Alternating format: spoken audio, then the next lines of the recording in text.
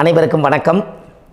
பாரம்பரிய திருவள்ளுவர் குலவம்சம் பிரசன்ன ஜோதிடர் சுப மாரிமுத்து திருப்பூரிலிருந்து இந்த பதிவு உங்களுக்காக.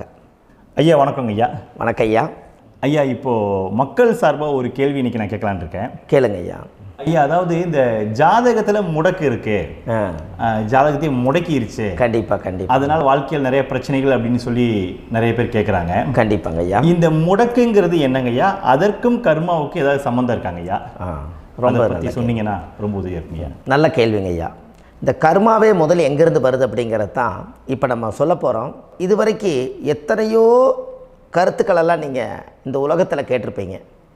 ஆனால் இந்த பதிவில் நீங்கள் பொறுமையோடு இந்த கருத்தை ஒரு இனிமையோடு நிதானமாக கேட்டிங்கன்னா உங்களுடைய ஊழ்வினை கர்மா எங்கிருந்து உருவாச்சு, இதனுடைய இந்த கர்மானால் நாம் என்ன கஷ்டப்படுறோம், நாம் இந்த பூமியில் பிறக்கிறதுக்கு என்ன வரம் வாங்கி வந்தோம், நம்ம பாவ புண்ணியமெல்லாம் ஜாதக கட்டத்தில் போய் எப்படி எடுக்கிறது, நம்மளுடைய தோஷம்னு சொல்கிறோமே அந்த தோஷம் எப்படி கிரியேட் ஆகுது, நம்ம இந்த பூமியில் பிறக்கும்போது கொண்டு வந்த கர்மாவா, இல்லை கடவுளே நம்மளுக்கு ஒரு தண்டனையாக கொடுத்த கர்மாவா, இல்லை நம்ம இந்த பூமிக்கு வந்ததுக்கு அப்புறம் செய்த கர்மாவா, இது எல்லாத்தையுமே நம்ம பொறுமையாக கேட்கணும்னா கண்டிப்பாக இந்த பதிவை நீங்கள் பொறுமையோடு கேளுங்க.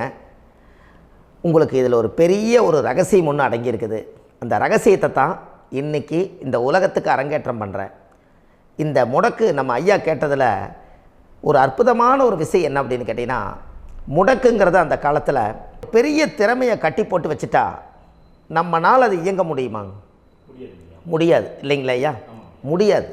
அப்போது அதே மாதிரி ஜாதக கட்டத்தில் நமக்கு வேண்டிய யோகத்தை கடவுளே நம்மளுக்கு நாம் செய்த பாவத்தினால அது முடக்கி வச்சிருச்சுன்னா அந்த பாவகத்தை அந்த ஜாதகர் அனுபவிக்க முடியுமா? அனுபவிக்க முடியாது. அப்போது அந்த அனுபவிக்க முடியாமல் வெளி உலகத்தில் போய் நம்ம தேடி போன பிறவியில் செய்த பாவத்தை இந்த பிறவியில் நீங்கள் தேடி கண்டுபிடிச்சி வாழ்க்கையில் நீங்கள் எப்போ மேலுக்கு வர்றது? அப்போது அந்த கர்மா 12 ராசி கட்டத்துக்குள்ள 27 நட்சத்திரத்தில் 9 கிரகங்களுக்குள்ள ஒரு பெரிய ஒரு ஆத்துமாத்துமான கர்மா, உங்கள் பூர்வ ஜென்ம கர்மா இதுக்குள்ளே எங்கேயோ ஒரு இடத்துல முடங்கியிருக்குது.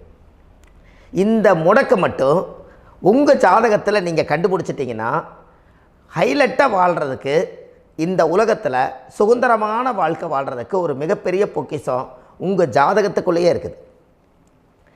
அப்போது அந்த ஜாதகத்துக்குள்ளே நாம் போன பிறவியில் நம்ம கர்மா நாம் என்ன செய்திருப்போன்னு உங்களுக்குள்ளே பெரிய குழப்பம் இருக்கும்.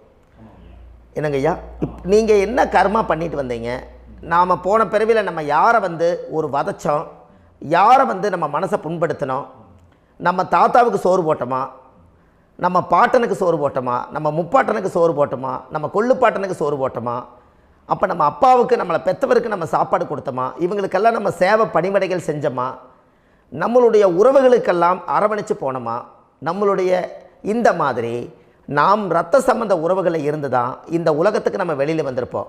அப்போது வெளியில் நீங்கள் நிற்கிறீங்க, அப்படியே மேலே போய் பார்த்தீங்கன்னா ஒரு 7 தலைமுறையில் ஒவ்வொருத்தரும் செய்த கர்மாவெல்லாம் நம்ம பிளட்டு ரிலேட்டிவாக இப்போ நீங்கள் கரண்ட்டில் இருக்கிறவங்க கிட்ட தான் டெபாசிட் பண்ணியிருக்கோம். அப்போ இது தெரியாமல் நாம் ஜாதகத்துக்குள்ளே போய் தசாபுத்தி நல்லா தனுங்க இருக்குது, நான் ரொம்ப கஷ்டப்படுறேன், என் ஜாதகத்தில் போய் பார்த்தேன் எல்லா கிரகங்களும் நல்ல வலிமையாக இருக்குன்னு தான் சொன்னாங்க, ஆனால் இன்னும் என்னுடைய கடன் அடையலை, இன்னும் என்னோடய கர்ம தீர்ந்த மாதிரியே தெரியல, எனக்குள்ளே ஒரு தாட்டு என்னமோ நான் ஒரு பின்தங்கின வாழ்க்கையிலே வாழ்ந்துட்டுருக்கேன் அப்படின்னு நீங்கள் சொல்லும்போது, அப்போ இதையெல்லாம் தாண்டி ஒரு கர்மா உங்களுடைய ராசி கட்டத்துக்குள்ளே எங்கேயோ ஒரு பக்கத்தில் ரகசியமாக புதைஞ்சிருக்கு. அப்போது அந்த ரகசியமாக புதைஞ்சிக்கக்கூடிய அந்த முடக்கு தான் இன்றைக்கி இந்த உலகத்துக்குள்ளே நீங்கள் தெரிஞ்சுக்கக்கூடிய விஷயம். அப்போ அந்த முடக்குங்கிறது ஒன்று உண்மை. இந்த உலகத்துக்கு நம்மளை எல்லாத்துலேயும் நல்லா யோசிச்சு பாருங்கள். 12 ராசி கட்டம் இருக்குதுங்களா ஐயா? ஆமாங்க ஐயா. ஆனால் கிரகம் எத்தனை இருக்குதுங்க? 9 தான் இருக்குங்க ஐயா. ஆமாம், 12 ராசிக்கு 12 கட்டத்துக்கு 12 கிரகம் கொடுத்துருக்கலாமல்ல கடவுள். அப்போ ஏன் 3 கட்டத்தை மட்டும் எம்டி பண்ணி மீதி 9 கிரகத்தை வச்சுக்கிறாருன்னா, அப்போ நாம் செய்த 3 தலைமுறை கர்மாவுக்கு அது எந்த கட்டம் பிளாக் ஆகுதோ அந்த கட்டத்துக்குள்ளே ஏதோ ஒரு ரகசியம் இருக்கிறனால தானே எங்கேயோ ஒரு பக்கத்தில் நீங்கள் கண்டிப்பாக கர்மாவில் மாட்டுவீங்கிறது கடவுளே படைச்சு தானே இதை உருவாக்கியிருக்காரு. 12 ராசிக்கு 12 கட்டம் கொடுத்துருந்தா எங்கே நீங்கள் சுற்றி வந்தாலும் ஏதோ ஒரு வீட்டுக்குள்ளே போய் உட்காந்துக்கலாம். ஆனால் ஒரு வீடு சுத்தமாக இருக்குது, ஒரு வீட்டில் 4 கிரகம் இருக்குது, ஒரு வீட்டில் 3 கிரகம் இருக்குது, ஒரு வீட்டில் 5 கிரகம் இருக்குது, ஒரு 3 வீடு 4 வீடு காலியாக இருக்குது. அப்போ எங்கேயோ ஒரு ராசி கட்டத்துக்குள்ளேயே கடவுளுடைய கர்மா விளையாட்டு, அது ரகசிய விளையாட்டு தான். அப்போது இந்த இடத்துல தான் உங்கள் ஜாதகத்தில் முடக்கு இருக்குது. இந்த முடக்கை நீங்கள் எப்படியெல்லாம் அதை ஆராய்ச்சி பண்ணி கண்டுபிடிக்க முடியும் அப்படிங்கிற ஒரு விஷயத்தை தான் இன்றைக்கி நம்ம இந்த உலகத்துக்குள்ளே இதை நுழைக்க போகிறேன். இப்போ அப்பா செய்த பாவம்னு ஒன்று இருக்குமில்லங்க ஐயா, நம்ம அறியாத வயசில் தெரியாதில்ல, அப்பா செய்த பாவம்னு இருக்கும். அப்பாவுடைய சொத்து பிள்ளைக்குத்தானா, அப்பாவுடைய பாவம் பிள்ளைக்குத்தானே, என்னங்க ஐயா? சரி, அப்போ தாத்தா இருக்கிறாரு, தாத்தாவுடைய கர்மா உயிர் எங்கே எழுதி வைக்கிறாருங்க? அப்போது மகனை விட்டுறாரு. அப்போ தாத்தா மாதிரியே முகம் இருக்குது, தாத்தா மாதிரியே அவருடைய நடை உடை பாவனை இருக்குது, அவர் தாத்தாவுடைய ஜீனு தான் அப்படின்னு இவர் சொல்லும்போது, அப்போ தாத்தாவுடைய சொத்து பேரனுக்கு சொந்தம்னா தாத்தாவுடைய பாவம் எங்கே போகுங்க? Very good. அப்போ அப்போது இந்த கர்மா எப்படி டிரான்ஸ்ஃபர் ஆகுதுன்னு உங்களுக்கு தெரியுதா? அப்போ நீங்கள் போன பிறவியில் அந்த தாத்தாவுடைய பேரனை நீங்கள் பிறக்கிறதுக்கு கர்மம் உங்களை செயல்பட வச்சுருக்குது. அதனால் நீங்கள் தாத்தாங்கிறீங்க. அதனால் அந்த கௌரவமாக எங்கள் தாத்தா சம்பாரித்த சொத்து நான் தான் அனுபவிக்கணுங்கிற விதியை நீங்கள் உருவாக்கிறீங்க. அப்போது இந்த ஜாதகத்தில் அந்த ஊழ்வினை தோஷந்தான் ஏதோ ஒரு வழியில் உங்களை கர்மாவை செயல்படுத்துது. அதனால தான் இந்த ஜாதகத்தில் எந்த ஒரு முடக்கை எடுக்கிறதா இருந்தாலும் சூரியன் என்ற நட்சத்திரம் எதுவோ அந்த நட்சத்திரத்துக்கு எந்த வீடு முடக்காகுதோ அங்கே தான் உங்களுடைய கர்மா ஒளிஞ்சிருக்கும். இதுதான் உங்களுடைய பெரிய ஒரு பொக்கிஷமான ரகசியம். சரிங்க ஐயா, இப்போ இதில் நவகிரகங்கள் 9 இருக்கும்போது ஏன் சூரியனை மட்டும் நம்ம இதில் எடுத்துக்கணும்னு நீங்கள் சொல்கிறீங்க? நல்ல கேள்விங்க ஐயா. நீங்கள் கேட்டீங்க பார்த்தீங்களா, 9 நவகிரகம் இருக்கும்போது சூரியனை மட்டும், அந்த சூரியன் என்ற நட்சத்திரம் பிறக்கும்போது அந்த வீடு மட்டும் முடக்காகுன்னு நீங்கள் கேட்டீங்க இல்லையா? இதுதான் அற்புதமான கேள்வி. ஏன் அப்படின்னு கேட்டிங்கன்னா, சூரியன் அப்பாவோட உயிர் கரு போய் அம்மாவுடைய பனிக்கூடத்தில் கர்ப்பத்தில் வச்சு 10 மாதம் 300 நாள் சுமந்து நீங்கள் இந்த பூமிக்கு வெளியில் வரும்போது நீங்கள் என்ன பாவத்தை இவங்க விதைச்சாங்களோ அந்த கர்மாவை வாங்கிட்டு தான் நீங்கள் வெளியில் பிரசவமாகறீங்க. இதுதானே? அப்போ சூரியன் என்ற நட்சத்திரம், அந்த சூரியனுங்கிறது உயிர் கருவல்லவா, அப்பாவுடைய உயிரணுக்கள் அம்மாவுடைய கருவிக்குள்ளே போய் நாம் குழந்தை வடிவத்தில் இருந்து 300 நாள் பாவ உன்னித்த பதிவில் ஏட்டு எழுதி ஒரு ஜாதகத்தை கையில் கொடுத்து பிறந்த உடனே உங்களுக்கு ஒரு ஏட்டை பெரட்டி நீ இப்படித்தான் விதி, இனிமேல் இப்படித்தான் நீ வாழணும்னு சொல்லி உங்கள் கர்மாவை நீங்கள் கர்மாவோடு தானே வெளியில் பிறக்கிறீங்க. அப்போ சூரியன் என்ற நட்சத்திரம் தானே இந்த உலகத்துக்கு ஒரு பெரிய ஒரு மகத்துவம். இப்போ பாருங்கள், விடிய வரைக்கும் நம்ம முழிச்சிட்ருக்குறோம், காலையில் சூரிய உதயமானால் அவங்கவுங்க செயல்படுறோம். மீதி எல்லா கிரகங்களுக்குமே வெளிச்சத்தை கொடுக்கக்கூடிய சக்தி சூரியனுடைய பிம்ப ஒளிக்குத்தானே உண்டு, என்னங்க ஐயா? அதனால தான் மேசத்து உச்ச வீடுன்னு சொல்லி மேசத்தை உச்சம்னு சொல்லி சூரிய உச்சத்தை அங்கே தான் வச்சாங்க. அப்போது அந்த காலச்சக்கரத்துக்கு 5ஆம் இடம் பூர்வ புண்ணியஸ்தானத்தில் போய் சிம்மத்தில் கொண்டு போய் சூரியனை ஆட்சி வீடுன்னு வச்சாங்க. அப்போது சூரியனில் இருந்து தான் அந்த மையப்புள்ளி உருவாகுது. அப்போ உங்களுடைய ஜாதகத்தில் அந்த சூரியனாகப்பட்டவர் பிறக்கும்போது நீங்கள் உங்கள் ஜாதகத்தை நீங்கள் எடுத்துக்கங்க ஐயா. நீங்கள் இன்றைக்கே போய் கதவை திறந்து உங்கள் பெட்டியை திறந்து பீர்வாவுக்குள்ளே உங்களுடைய ஜாதகம் இருக்குது, அந்த ஜாதகத்தை எடுத்து ஜோதிடர்கிட்டையே நீங்கள் சந்தேகம் கேட்குறக்கு முன்பு நீங்களே உங்களுடைய கர்ம பற்றி தெரிஞ்சுக்கிறதுக்கு இந்த பதிவில் உங்களுக்கு ஒரு ரகசியத்தை சொல்லித்தரேன். உங்கள் ஜாதகத்தில் இப்போ இது வரைக்கும் ராசி கட்டத்தை நீங்கள் பார்த்துருப்பீங்க, ஆனால் பாதசாரம்னு ஒன்று இருக்கும் இல்லைங்களா? ராசிக்கு பாதசாரம்னு ஒன்று இருக்கும். சூரியன் என்ன நட்சத்திரத்தில் இருக்குது, சந்திரன் என்ன நட்சத்திரத்தில் இருக்குது, செவ்வாய் என்ன நட்சத்திரத்தில் இருக்குது, புதன் என்ன நட்சத்திர காலில் நிற்குது, இதெல்லாமே அந்த சாரம் இல்லாத ஜோதிடம் சோரம் போய்விடும். அதனால் அந்த சாரத்தில் நிற்கிது பார்த்தீங்களா கிரகம், அதில் இப்போ நீங்கள் உங்களுடைய ராசி கட்டத்தை ஓப்பன் பண்ணுங்கள். இதில் ராசி கட்டத்தில் சூரியன் என்ற நட்சத்திரம்னு ஒன்று இருக்கும் இல்லைங்களா?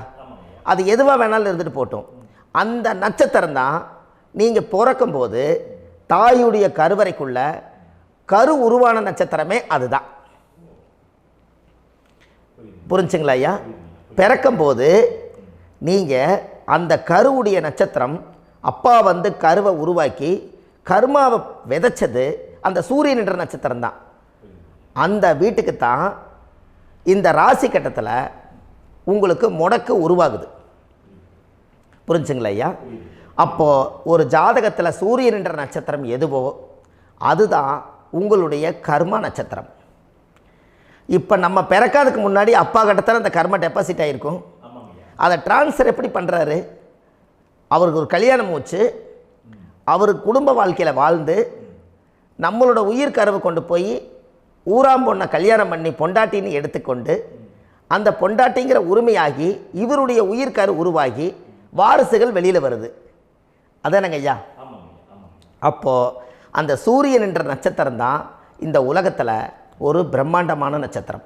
இந்த நட்சத்திரம் உங்கள் மனசுக்குள்ளே ஏதாவது இருந்துச்சுன்னா உங்கள் வீட்டில் ஏதாவது ஒரு நல்ல விஷயங்கள் நீங்கள் பண்ணுறதா இருந்தால் அந்த கர்மா நட்சத்திரம் சூரியனுடைய நட்சத்திரம் இருக்குது பார்த்தீங்களா, அந்த நட்சத்திரத்தில் எந்த ஒரு சேவைகளும் செய்யக்கூடாது. அதுதான் கர்மா. அதை போய் நீங்கள் ஆக்டிவேட் பண்ணி விட்டீங்கன்னா அது முன்னோர்களை வந்து நீங்கள் வந்து தொந்தரவு பண்ண மாதிரி. அந்த கர்ம நட்சத்திரம் தான் உங்கள் வாழ்க்கையில் அது புதஞ்சிருக்கிறதா. இப்போ குழந்தை பிறந்தாலோ சீர் சீமந்தங்கள் நீங்கள் செய்கிறதாலோ கல்யாணம் முக்கிறதுனாலோ உங்கள் ஜென்ம நட்சத்திரத்தன்னைக்கு கல்யாணம் பண்ண வேண்டாம்னு சொல்லிக்கிறாங்கல்லங்க. உங்களுக்கு ஜென்ம நட்சத்திரத்துக்கு முன்னாடி உங்களை உருவாக்குன நட்சத்திரம் தான் ஜென்ம நட்சத்திரம்.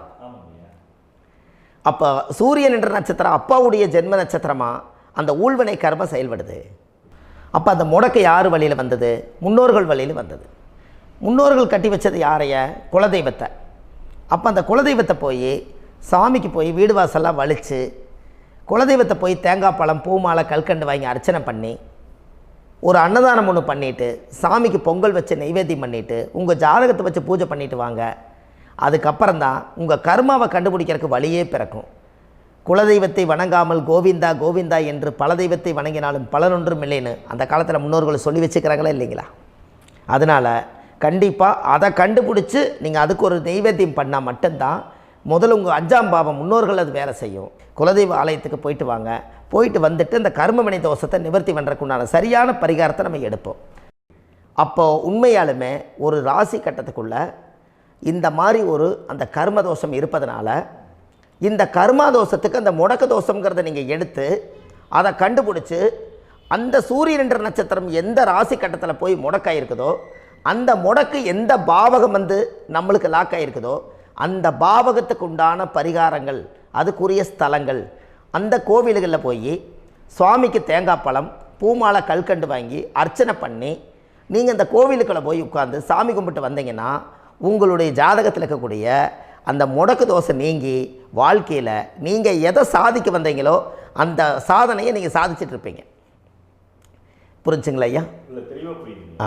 ஏன் அப்படின்னா அந்த முடக்கு நட்சத்திரத்துக்குள்ளே தான் ஒரு தோஷம் இருக்குது. இப்போ அந்த காலத்தில் பாருங்கள் ஐயா, முன்னோர்கள் எல்லாம் நிறைய பேர் கோவில் கட்டி வச்சுட்டு போயிருக்காங்களா இல்லைங்களா? இந்த கோவில் எதுக்காக கட்டி வச்சுக்கிறாங்கன்னா அவங்க கட்டினவங்களுக்கும் அந்த முடக்கு தோஷம் இருந்திருக்குது. ராஜாக்கள் இருந்திருக்குது, மன்னர்கள் காலத்தில் இருந்திருக்குது, ஜமீன்தார் காலத்தில் இருந்திருக்குது. இப்போ அவங்களுடைய அமைப்புகள் எல்லாமே முன்னோர்கள் என்னமோ அறியாமல் தெரியாத தன்னடக்கம் இல்லாத ஒரு கர்மாவை இவங்க செஞ்சிட்டாலும் அதுக்குரிய பரிகார ஸ்தலங்களை கொண்டு போய் அந்த காலத்திலே ஜாதகம் பார்த்து நம்ம வந்து முன்னோர்களுடைய பாவத்தை நாம் செய்த பாவத்தையும் தீர்த்துட்டு நமக்கு கீழே அடுத்த சந்ததிகள் அடுத்த தலைமுறைகள் வந்தாலும் இந்த கோவில்களுக்கு வந்து விளக்கு போட்டு சாமி கும்பிட்டு இந்த மண்ணை மிதிச்சிட்டு போனால் அன்னையோடு அந்த கர்மா தீருங்கிறது அந்த காலத்திலேயே முடக்க தோஷ பரிகாரத்தை கோவில் வழியில் அந்த காலத்தை திசை திருப்பி வச்சுருக்காங்க. அப்போ நீங்கள் கோவிலுக்கு போகாமல் கண்டிப்பாக இந்த பரிகாரத்தை நீங்கள் உடைக்க முடியாது. ஏன் உடைக்க முடியாதுன்னா இப்போ நீங்கள் எத்தனை வருஷம் வாழ்கிறீங்க ஐயா? 120 வருஷமே வச்சுக்கோங்க. சூரியன் திசை 6 வருஷம், சந்திரன் திசை 10 வருஷம், செவ்வாய் திசை 7 வருஷம், ராகு திசை 18 வருஷம், குரு திசை 16 வருஷம், சனி திசை 19 வருஷம், புதன் திசை 17 வருஷம், கேது திசை 7 வருஷம், சுக்கிரன் திசை 20 வருஷம். இப்போ நான் சொன்ன டோட்டலெல்லாம் கூட்டிங்கன்னா 120 வருஷம் வரும். இது ஒரு மனிதர் பிறந்து பூரண ஆயுளோடு வாழ்ந்தால் இந்த 120 வருஷம் வாழ்ந்தால் அவர் இந்த பூலோக பதவி விட்டு சிவலோக பதவி போயிடுவார். அதுக்கு பேர் தான் பூரண ஆயுள் என்று பொருள். அப்போ இந்த பூரண ஆயுளை வாழ்ந்தவருக்கு 120 வருஷம். கோயில் எத்தனை வருஷம் வாழுதுங்க ஐயா? கோயில் பழங்காலத்து கோயிலெல்லாம் எத்தனை வருஷம் வாழுதுங்க?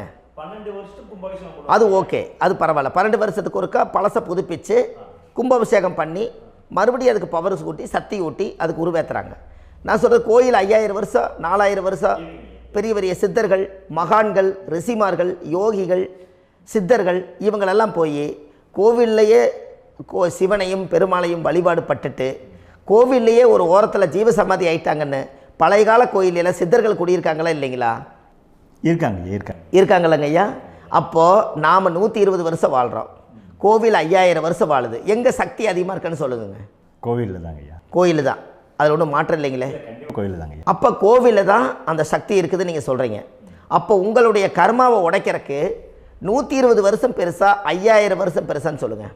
5000 தாங்க. அப்போ 5000 வருஷம் உள்ள அலைகள் எத்தனை அந்த சிவனுக்கு இப்போ சிவன் கோயிலே உங்களுக்கு முடக்கு தோஷத்துக்கு ஒரு கோயில் வருதுன்னு வச்சுக்கோங்க. அந்த கோவிலில் எத்தனை முடக்குகளுக்கு உண்டான கோவில்கள், எத்தனை பழங்களை ஊற்றி சாமிக்கு அபிஷேகம் பண்ணியிருப்பாங்க, எத்தனை பால் கூட ஊற்றிருப்பாங்க, பன்னீர், தேன், இளநீ, மஞ்சள் நீர், திருமஞ்சனம், அபிஷேகம், பொங்கல், நைவேத்தியம் இத்தனையும் செஞ்சு அந்த சிவனை சிவனாக பார்த்து அந்த கருவறைக்குள்ள ஒரு கிராணங்கள் வரும்போதும் கூட பாதுகாப்பு பண்ணி வச்சு நல்ல சக்தியோடு அந்த கருவறையை புத்தியோடு அவங்க வேலை செஞ்சு அந்த காலத்தில் வச்சுருக்காங்களா இல்லைங்களா? அப்போது நம்ம வீட்டை அவ்வளோ சுத்தமாக வச்சுருக்க முடியுமா? என்னதான் வாஸ்து இருந்தாலும் முடியாது இல்லைங்களா? அப்போது அவ்வளவு ஒரு பவர்ஃபுல்லான கோவில் அந்த முடக்கு தோஷத்துக்குள்ளே ரகசியமாக அந்த கோயில் அடங்கியிருக்குது. உங்கள் ஜாதகத்துக்குள்ளே உண்மையாலுமே ஊழ்வினை கோயில், கர்மவினை கோயில் அதுக்குள்ளே இருக்குது. அந்த ஜாதகத்தை கணிச்சு பார்த்தா கரெக்டாக உங்களுடைய ஜாதகத்தில் அப்பாவுடைய கருவறையிலேருந்து உயிர் உருவாகிற நேரத்தில் இருந்து இப்போ வரைக்கும் நீங்கள் கரண்ட்டில் வாழ வரைக்கும் அந்த கர்ம கூட வர்றதை ஒரே ஒரு இடத்துல போனால் மட்டும்தான் விட்டுட்டு வர முடியும். அது எந்த வீடு அப்படின்னு கேட்டால் உங்களுக்கு அப்பாவுடைய கர்மா வழியில் போய் அந்த கோவில் பழையகால கோயில், பழையகால தெய்வங்கள், அந்த கோவில் தான் உங்கள் ஜாதகத்துக்குள்ள ரகசியமாக இருக்கும். அது ஏன் இந்த பதிவில் உங்களால் சொல்ல முடியாது அப்படின்னா, இந்த பதிவில் ஏன் உங்க சொல்ல முடியாதுன்னா உங்கள் ஜாதகம் தெரியாமல் என்ன கோயிலை நீங்கள் சொல்லுவீங்க? இப்போ பொதுவாக ஒரு நட்சத்திரத்துக்கு ஏதோ ஒரு கோவிலை அவங்க சொல்லி நீங்கள் போயிட்டு வர்றீங்கன்னு வச்சுக்கோங்க. ஆனால் அது வேலை செய்யலைன்னா நம்மளுக்கு என்னங்க இவ்வளோ கஷ்டப்பட்டு போய் அதை பலனடையிலேன்னு கேள்வி கேட்டக்கூடாது. உங்கள் ஜாதகத்தை நீங்கள் கொண்டாங்க, உங்கள் டேட் ஆஃப் பர்த் டயத்தை போட்டு ஜாதகத்தை கணிச்சு நீங்கள் சூரியன் என்ற நட்சத்திரத்துக்கு உங்களுடைய கர்மவினை கோவில் யார், உங்களுடைய முடக்கு யார், ஊழ்வனை தோஷத்துக்கு உண்டானவர் யார், தாய் வழி கர்மா யார், தந்தை வழி கர்மா எது, நீங்கள் பிறக்கும்போது வந்த கர்மா என்ன, இது எல்லாம் கணிக்காமல் பொதுவாக ஒரு கோயிலில் போய் நீங்கள் பாட்டுக்கு சாமி கும்பிட்டு வந்தால் பலன் எப்படி கிடைக்கும்? கண்டிப்பாக கிடைக்காதுங்க ஐயா. என்னங்க ஐயா? அது தெரிஞ்சு பண்ணாதான் சரியா? ஒரு டாக்டர்கிட்ட போகிறீங்க, என்னை அப்படியே ஸ்கேன் பண்ணி ஒரே ஒரு மாத்திரை கொடுங்கன்னு கேட்டால் டாக்டர் கொடுப்பாருங்களா? அவர் என்ன பிரச்சனை இருக்குதோ அதை முதல்ல கண்டுபிடிச்சி ஸ்கேன் பண்ணி பார்த்து ரிப்போர்ட் எடுத்து அது மூலியமாக தான் கொஞ்சம் எடுத்து ஐயா உங்களுக்கு இந்த பிரச்சனை, இதுக்கு தீர்வுக்கு இதுக்குண்டான மெடிசன், இது இப்படித்தான் சாப்பிடணும்னு அது முறையாக சொல்லி அந்த உயிர் வாழ வைக்கிறாரு டாக்டர். அவர் ஒரு தெய்வ வடிவத்தில். கரெக்டுங்களா ஐயா? அப்போ உங்களோட கர்மா எங்கே செயல்படுது அப்படின்னா, இந்த முடக்க நீங்கள் இந்த பதிவில் தெரிஞ்சுக்கங்க. அதுக்குரிய நட்சத்திரம் என்னன்னு தெரிஞ்சு வச்சுங்க. உங்கள் ஜாதகத்தில் சூரியன் என்ற நட்சத்திரத்தை எடுத்துக்கங்க. அந்த வீட்டுக்கு முடக்க இந்த பதிவில் எந்த வீடு லாக் ஆகிருக்குதுங்கிறத நான் உங்களுக்கு இந்த வீட்டில் சொல்கிறேன். அந்த வீட்டு நீங்கள் பாருங்கள், உங்களுடைய லக்கணத்துக்கு அது எந்த வீடு. இப்போ லக்கணத்துக்கு ஒரு 7வது வீடுன்னே வச்சுக்கோங்க. அப்போ லக்கணத்துக்கு 7வது வீடே முடக்கு. அப்படி ஒரு முடக்கு ஆகிப்போச்சுன்னா ஒரு ஜாதகத்தில் லக்கணம் தான் 1, 7ஆம் இடம்ங்கிறது மனைவி ஸ்தானம். ஒரு ஆணுடைய ஜாதகத்துக்கு 7ஆம் இடம் தான் மனைவி. அவருக்கு நல்ல மனைவி அமையாமல் ஆடம்பரம் இருந்தும் வீடு அரண்மனை மாதிரி இருந்தும் அந்த மனைவியை ஒரு சந்தோஷமாக அவர் அனுபவிக்க முடியாது. புரிஞ்சுங்களா ஐயா? சந்தோஷமாக அனுபவிக்க முடியாது. ஏன் அப்படி? 7ஆம் இடத்துல தான் அவரோட கர்மா உட்கார்ந்துருக்குது. கரெக்டாக சொன்னீங்க. 7ஆம் இடத்துல தான் அந்த கர்மா உட்கார்ந்துருக்குது. அப்போ அந்த 7ஆம் இடத்துல இருக்கக்கூடிய அந்த கர்மா போன பிறவியில் நீ மனைவிக்கு சோறு போடாமல் மனைவியை கட்டி வச்சு அடிக்கிறதும், மனைவியை துன்புறுத்துறதும், அந்த மனைவி இருக்கவே இன்னொரு வாழ்க்கைக்குள்ளே போகிறதும், இங்கே வாழ வேண்டிய தாம்பத்திய சந்தோஷத்தை கொண்டு போய் இன்னொரு இடத்துல கொடுக்கறதும், தெரிஞ்சிருந்தே நம்மளுடைய மனசுக்குள்ளே திருடுத்தனமாக வாழ்கிறதும், இது எல்லா கர்மாவும் போன பிறவியில் நாம் செய்த ஊழ்வினை கர்மா தான் உங்கள் ஜாதகத்தில் 7ஆம் இடம் முடக்கு.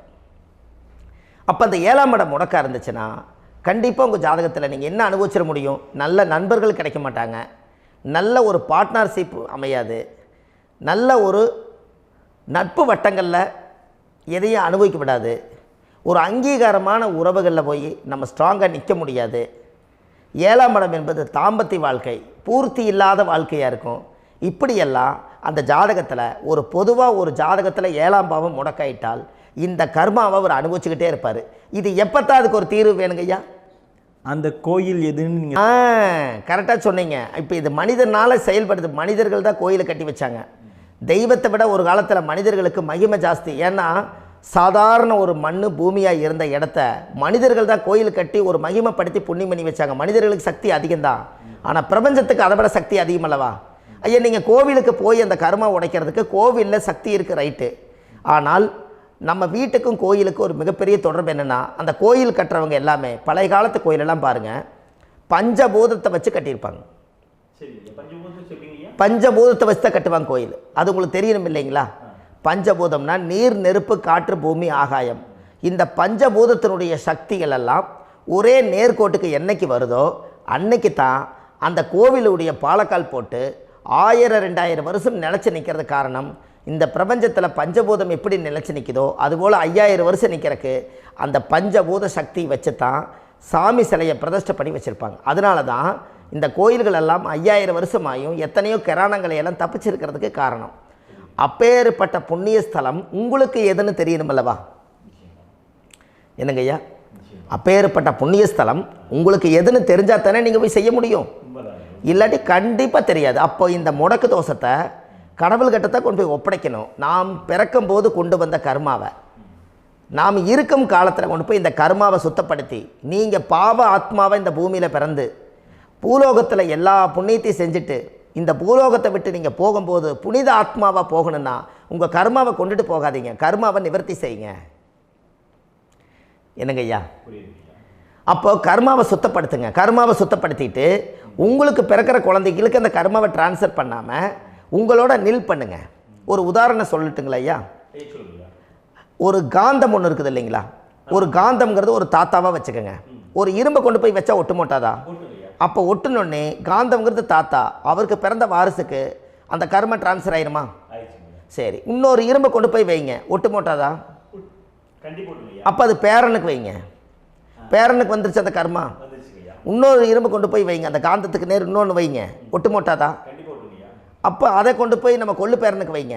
இப்படியே டிரான்ஸ்ஃபர் ஆகி தலைமுறையாக இந்த கர்மா தொடர்ந்துக்கிட்டே இருக்குது. இந்த இடத்துல கொண்டு போய் காந்தத்துக்கு இரும்பு ஒட்டிகிட்டே இருக்குதுல்ல, இந்த இடத்துல ஒரு மரக்கட்டை செஞ்சு கொண்டு போய் கரெக்டாக வச்சுக்கினே போட்டுமா? அந்த மரக்கட்டையை கொண்டு போய் வைக்கிறவர் யார்? மரக்கட்டை வச்சுட்டு அடுத்த வாரிசு புனிதமாக பிறந்துட்டு அந்த மேலே இருக்கிற கர்மாலாம் இந்த அடுத்த இதுக்கு வராதில்ல. இதுதாங்க ஐயா கர்மா. தொடர்ந்து வரக்கூடிய கர்மாவை அதை நில் பண்ணணுங்கிறதுக்கு பேர் தான் இந்த உதாரணத்தை சொன்னவங்களுக்கு. அப்போ நாம் இந்த பூலோகத்தில் நம்ம ஒரு தாயுடைய கருவறையில் இருந்து தொப்புள் கொடி அறுக்கும் நேரம் நாம் என்ன கர்மாவை வாங்கி வந்திருந்தாலும் அதையெல்லாம் ஆராய்ச்சி செய்து ஜாதகத்தில் முழுமையாக கண்டுபிடிச்சி ஒரு காலம் இல்லைனாலும் ஒரு காலம் நம்ம நல்லா இருக்கிறதுக்காக, நம்ம வாரிசுகள் எல்லாம் நலமடைஞ்சு வளமடைஞ்சு வர்றதுக்காக இந்த கர்மா தோஷத்தை கரெக்டாக கண்டுபிடிச்சி சரியான கோவிலுக்கு போய் நீங்கள் கர்மாவை நிவர்த்தி பண்ணி அங்கே பூஜை புனஸ்தானங்கள், சகசரநாம பூஜைகள், ஓமங்கள், வழிபாடுகள் இதெல்லாம் நீங்கள் செஞ்சு உங்களுடைய பாவத்தை எல்லாம் கழித்து உங்கள் ஜாதகத்தவே யோகமாக மாற்ற முடியும். கண்டிப்பாக மாற்ற முடியும். ஏன்னா நம்ம யாரை நம்பி செய்கிறோம்? சரியான கடவுள்கிட்ட வழிகாமிக்க போகிறோம். அப்போ கடவுள் பொய்யாயிருவாரா? ஐயா நம்ம அதாவது அந்த காலத்தை சொல்லுவாங்க, சத்தியுள்ள சாமி கும்பிட்டு புத்தி உள்ள உள்ளே பெக்கணும்னு சொன்னாங்க. 16 வதபதன்னு பெக்கலை, எல்லாம் அறிவோடு பெற்றாங்க. அதனால் எல்லாமே தாய் தந்தைகள் பேச்சை கேட்டாங்க. அன்றைக்கி எல்லாருமே தாய் தந்தைகளுக்கு தூணாக நின்னாங்க. அப்போ அந்த காலத்தில் சத்தியுள்ள சாமி கும்பிட்டு புத்தி உள்ள உள்ளே பெக்கணும்னு சொல்லி அன்றைக்கி அறிவோடு பெற்று இந்த கர்மாவை ஆளுக்கு ஒரு கர்மாவை டிரான்ஸ்ஃபரை பிரித்து எல்லாரும் சுத்தப்படுத்தினாங்க. இன்றைக்கி நம்ம ஒரு குழந்தை 2 குழந்தை பெற்று வச்சுருக்கோம். அவங்களுக்கே இவ்வளவு கர்மா வந்துருச்சுன்னா இந்த குழந்தைகளுக்கு என்னைக்கு இந்த கர்மாவை போய் கண்டுபிடிச்சி நீங்கள் எப்போ சரி பண்ணுவீங்கன்னு.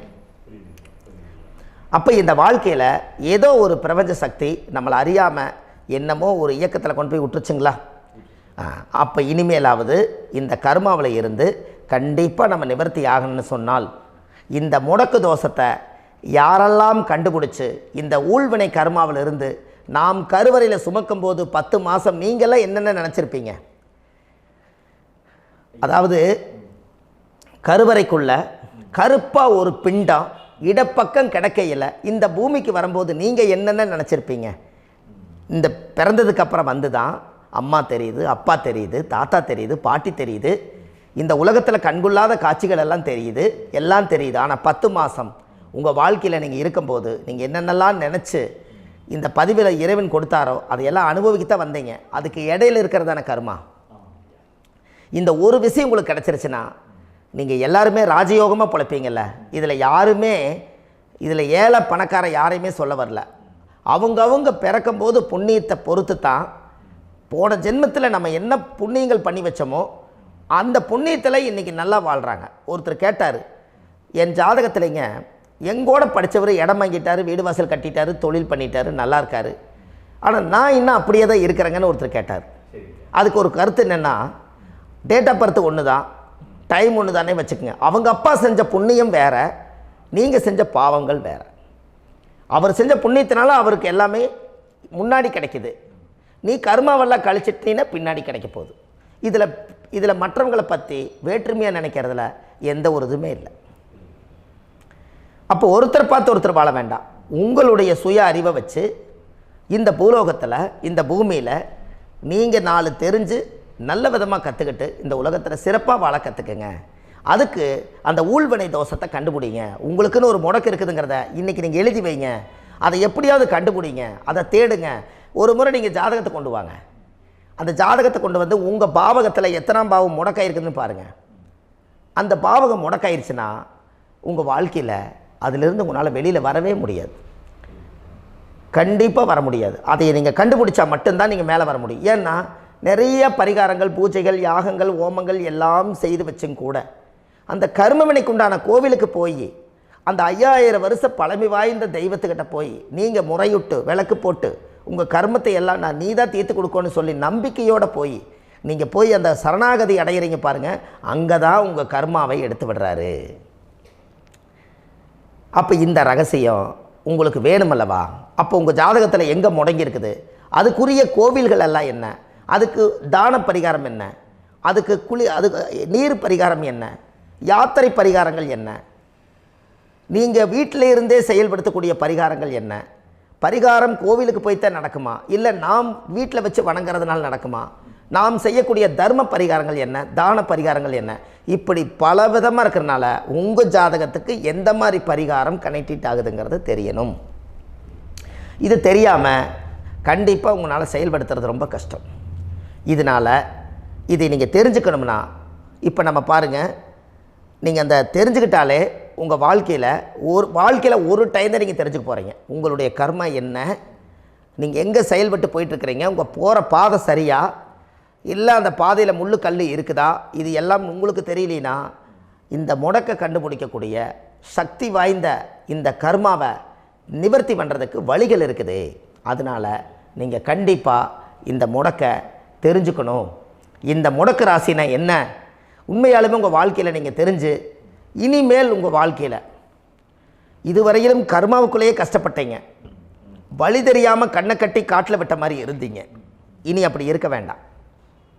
உங்கள் ஜாதகத்தில் 12 ராசி கட்டத்தில் 9 கிரகம் போகும், மீனி 3 கிரகம், 3 கட்டம் வந்து உங்களுக்கு எங்கேயோ ஒரு பக்கத்தில் 3 கட்டம் எம்டியாக தான் இருக்கும்.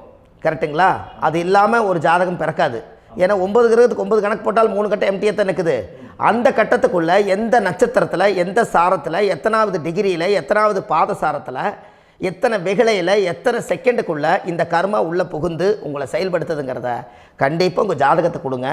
பார்த்து இந்த விஷயத்தை சொல்கிறேன், நீங்கள் அந்த இடத்துக்கு போய் நிவர்த்தி பண்ணிவிட்டு உங்கள் வாழ்க்கையில் கொஞ்சம் காலம் வாழ போகிறீங்க. பாருங்கள், பிறந்ததுலேருந்து 20 வருஷத்துக்குள்ளே இளமையாக வாழ்கிறீங்க, குழந்தையாக வாழ்கிறீங்க. 20லேருந்து 40 வயசுக்குள்ளே தான் உங்களுக்கு ஒரு பொண்ணை பார்த்து கல்யாணம் பண்ணி ஒரு கரு உருவாக்குறீங்க. அதுக்கப்புறம் 40லேருந்து 60க்குள்ளே குழந்தை பெற்று கடமை முடிச்சிடுறீங்க. 60 வயசுக்கு மேலே ரிட்டையர்ட் ஆகிடுறீங்க. இந்த 20க்கும் 60க்கும் இல்லாத 20லேருந்து இந்த 40 வயசுக்குள்ளே உங்களோட தேடல் என்னவோ அது வாழ வேண்டிய சுகபோகமான வாழ்க்கை எல்லாமே அந்த 40க்குள்ளே தான் இருக்குது. இந்த 40க்குள்ளே இருக்கக்கூடிய வாழ்க்கையை இந்த கர்மா தெரியாமல் காலத்தை வீணாக்க வேண்டாம். வாழ வேண்டிய வயசில் நீங்கள் வாழணும். அதுக்குரிய கர்மாவை நீங்கள் சுத்தப்படுத்துங்க. எப்படியெல்லாம் நீங்கள் சந்தோஷமாக வாழ்கிறீங்கன்னு எனக்கு ஒரு தகவல் கொடுங்க. வேறு லெவலில் நீங்கள் இருப்பீங்க. கண்டிப்பாக இந்த பதிவில் உங்களுக்கு நான் இந்த விஷயத்தை கொடுக்க போகிறேன். இந்த முடக்கு நட்சத்திரங்கள் என்ன அப்படிங்கிறத இந்த பதிவில் நீங்கள் ஒரு நோட் ஒன்று எடுத்துக்கோங்க, குறித்து வச்சுக்கோங்க. இதில் இருந்து அவங்கவுங்களுக்கு முடக்கு நட்சத்திரம் என்னங்கிறத இந்த பதிவில் நான் உங்களுக்கு கொடுக்குறேன். இந்த வீடு தான் அது முடக்குங்கிறத சொல்கிறேன். இதையெல்லாம் நீங்கள் தெரிஞ்சு உங்கள் ஜாதகத்தவே நீங்கள் முடக்கு எடுத்து கண்டிப்பாக உங்கள் வாழ்க்கையில் நீங்கள் நல்லா இருப்பீங்க. அதுக்கு ஒரு நோட் எடுத்து வச்சுக்கோங்க.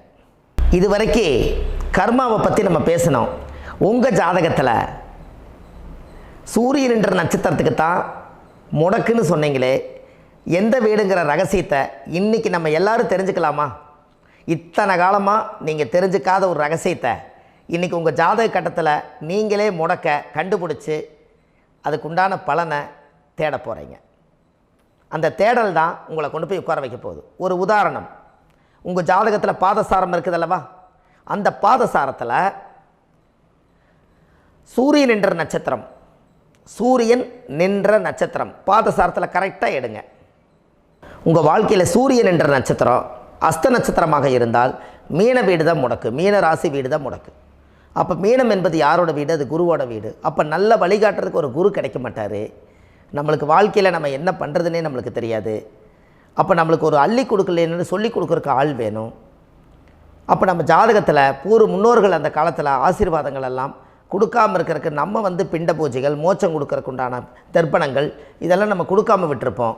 அந்த முன்னோர்களுக்கெல்லாம் நம்ம செய்யாமல் விட்டுருப்போம். பாட்டம் பாட்டியோட சாபபாவங்கள், அந்த காலத்தில் மண்ணவாரி தூத்துறது, மாறில் அடிக்கிறது, கோயில் குளத்தில் விழுந்துறது, அந்த மாதிரி ஏதாவது ஒரு சாப சத்தியங்கள் எல்லாம் குருமார்களுக்கு நீங்கள் கொடுத்துருந்தீங்கன்னா அந்த கர்மா தான் உங்களுக்கு மீன வீடு முடக்கு. அப்போ இந்த மீன வீடு முடக்க நீங்கள் சரிப்படுத்திட்டீங்கன்னா உங்கள் வாழ்க்கை ரொம்ப நல்லா இருக்குமே. அஸ்த நட்சத்திரத்தை இது வரைக்கும் நீங்கள் பார்த்தீங்க. அடுத்தது சித்திரை நட்சத்திரத்தை பற்றி அடுத்த பதிவில் நம்ம பார்ப்போம். நம்ம ஆன்லைன்லேயே ஜாதகம் பார்க்குறோம். உங்கள் date of birth, time, place கொடுத்தீங்கன்னா போதும். உங்களுக்கு ஜாதகத்தை கணிச்சு ஃபோன்லேயே உங்களுக்கு கர்ம ராசி கண்டுபிடிச்சி உங்களுக்கு உண்டான கர்ம பரிகாரத்தை சொல்லி உங்கள் வாழ்க்கையில் ஒரு வெளிச்சத்தை கொண்டு வர்றதுக்கு என்றைக்கும் உங்களுக்கு உறுதுணையாக இருப்பேன். நீங்கள் கண்டிப்பாக இந்த பதிவுகள் எல்லாம் இது உங்களுக்காகத்தான். இது அதிகாலை நேரத்தில் பிரம்ம முகூர்த்தத்தில் இந்த பதிவை உங்களுக்கு முழுமையாக சமர்ப்பணம் பண்ணுறேன். இதை கற்று, இதை வழி நடத்தி, இதைய எப்படியெல்லாம் இந்த முடக்கை கண்டுபிடிச்சி இப்படியெல்லாம் பேச வச்சு அழகு பார்க்க நம்ம முன்னோர்களுடைய ஆசீர்வாதமும், இந்த முடக்கை கண்டுபிடிச்ச குருமார்களும், அவங்களுடைய குடும்ப பாரம்பரிய வம்சாவளிகளும் எல்லாருமே நல்லா இருக்கணும். அதுக்காக இந்த நேரத்தில் நான் அடியேன் சுப மாரிமுத்தாக இருந்து திருப்பூர்லேருந்து இந்த பதிவை உங்களுக்கு நான் கொடுக்குறேன். கண்டிப்பாக இந்த முடக்கு கோயிலுக்கு, இந்த முடக்கு தோஷத்துக்கு உண்மையான பரிகாரங்கள், எளிமையான பரிகாரங்கள் நீங்களே வாழ்க்கையில் செஞ்சு ஆதிகால பரிகாரங்கள் உங்கள் மனசுக்குள்ளே இருக்குது. அதை செயல்படுத்தினா மட்டும் போதும், வாழ்க்கை எங்கேயோ போயிடும். கண்டிப்பாக ஒரு முறை உங்கள் ஜாதகத்தை அனுப்பி வைங்க, உங்களுக்கு நான் பார்த்து பலன் சொல்கிறேன். இன்றைக்கி நான் கொடுத்த பதிவுகள் எல்லாம் உங்களுக்கு ரொம்ப பயனுள்ளதாக இருந்திருக்கும். உங்களுக்கு இது வரைக்கும் எத்தனையோ கர்ம வினைகளை பற்றி தெரியாமல் இருந்திருப்பீங்க. இந்த பதிவில் நிறைய கேட்டு தெரிஞ்சுக்கிட்டீங்க. இதெல்லாம் வாழ்க்கையில் ரொம்ப முக்கியமான பரிகாரங்கள், எளிமையான பரிகாரங்கள். நேராக நீங்கள் கடவுளைத்தான் கெட்டியாக பிடிக்க போகிறீங்க. அந்த பரிகாரங்கள் எல்லாம் செஞ்சு அதிகாரமாக வாழ்ந்து இந்த பூலோகத்தில் நல்ல சிறப்பாக வாழ்கிறதுக்கு இந்த பரிகாரம் உங்களுக்கு ரொம்ப யூஸ்ஃபுல்லாக இருக்கும். கண்டிப்பாக இந்த பதிவை செய்யுங்க. நம்ம பாரம்பரிய திருவள்ளுவர் குல வம்சம், பிரசன்ன ஜோதிடர் சுப மாரிமுத்து, திருப்பூரில் இருக்கேன். 30 ஆண்டு காலமாக நம்ம ஜோதிடம் பார்த்து கொண்டிருக்கிறோம். இவ்வளவு காலமாக எத்தனையோ ஆயிரக்கணக்கான மக்களுக்கு நம்ம ஜோதிடம் பார்த்து வழிகாட்டி நிறைய மக்களுக்கு நிறைய சேவைகள் செஞ்சுருக்கேன். நிறைய கோயில் கட்டி வச்சுருக்கேன், கும்பாபிஷேகங்கள் பண்ணி வச்சுருக்கேன், அன்னதானங்கள் நிறையா பண்ணி வச்சுருக்கேன், புண்ணிய யாத்திரைகள் நிறைய போய் வந்திருக்கேன். மக்களுக்காகவே நான் உங்களுக்கு உழைக்க தயாராக இருக்கேன். இந்த ஜோதிடம் என்னுடைய ஒரு பாரம்பரியமாக, என்னுடைய அப்பா தாத்தா முன்னோர்கள் இதெல்லாம் எங்களுடைய குலத்தொழில் இது. அதனால் நாங்கள் பாரம்பரியமாக திருவள்ளுவர் குல வம்சம். வள்ளுவர் வாக்குன்னு யூடியூப் சேனலில் போனீங்கன்னா 1000 பரிகாரங்கள் கொடுத்துருக்கேன். அதுவும் உங்களுக்கு ரொம்ப யூஸ்ஃபுல்லாக இருக்கும். வள்ளுவர் வாக்கு அப்படின்னு போடுங்க, அப்படி இல்லைன்னா சுப மாரிமுத்துன்னு போடுங்க. இதில் பரிகாரங்கள் நிறையா கொடுத்துருப்பேன். கண்டிப்பாக இதெல்லாம் நீங்கள் சந்தித்து நீங்கள் ஒரு சப்ஸ்கிரைப் பண்ணி வச்சுக்கோங்க. நான் போடக்கூடிய பதிவுகள் எல்லாமே உங்களுக்கு நோட்டிஃபிகேஷனாக வந்துடும். அதனால் நீங்கள் ஒரு சப்ஸ்கிரைப் பண்ணி வச்சுக்கோங்க. தினமும் ஒரு தகவல் உங்களுக்கு கொடுத்துக்கிட்டே இருக்கேன். இதெல்லாமே உங்களுக்கு ஒரு பெரிய சந்தோஷமான நிகழ்ச்சிகள். என்றைக்கும் உங்களோட நான் வாழ்கிறேன். உங்களுடைய குடும்பத்தில் நான் ஒருத்தராக இருந்து குடும்ப ஜோதிடராக நான் இருப்பேன். கண்டிப்பாக ஆயுளுள்ள வரைக்கும் உங்களுக்காக இந்த ஜோதிடத்துக்கு உழைச்சி உங்கள் குடும்பத்தில் ஒருத்தராக நான் வந்து ஒரு ரத்த உறவில் நான் வந்து இந்த பூர்வ ஜென்மத்தில் உங்களுக்கு நான் கடமைப்பட்டிருக்கேன். கண்டிப்பாக அடுத்த பதிவில் உங்களை நான் சந்திக்கிறேன். வாழ்வது ஒரு முறை, வாழ்த்தட்டும் தலைமுறை. நன்றி, வணக்கம்.